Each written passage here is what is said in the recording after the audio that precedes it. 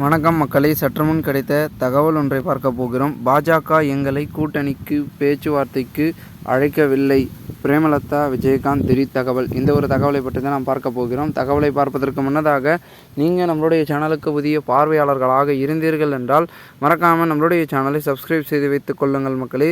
தேமுதிக பொதுச் செயலாளர் பிரேமலதா விஜயகாந்த் தங்களை கூட்டணி பேச்சுவார்த்தைக்கு பாஜக அழைக்கவில்லை என தெரிவித்துள்ளார்.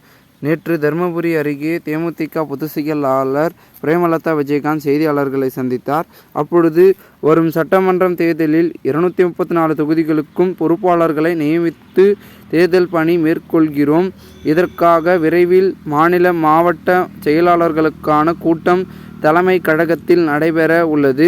234 தொகுதியையும் கவனத்தில் வைத்து தேர்தல் பணி செய்ய உள்ளோம்.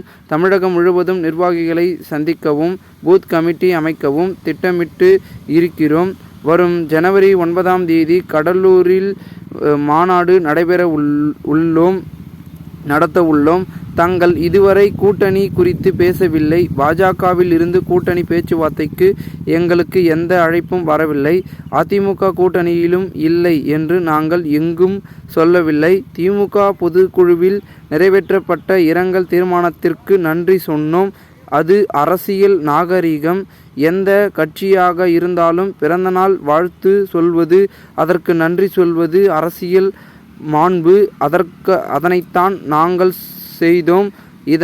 இதனால் கூட்டணி மாறுமா, அதே கூட்டணி தொடருமா என்பது உங்கள் கற்பனை. அதற்கு நான் பொறுப்பாக முடியாது. தலைமை கழகம் ஜனவரி 9 இறுதி முடிவு எடுத்து அறிவிக்கும்.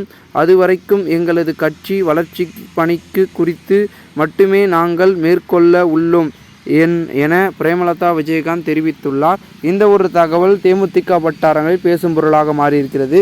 இந்த ஒரு தகவலை குறித்த பொதுமக்கள் உங்களுடைய கருத்துக்களை கூறுங்கள். நன்றி, வணக்கம்.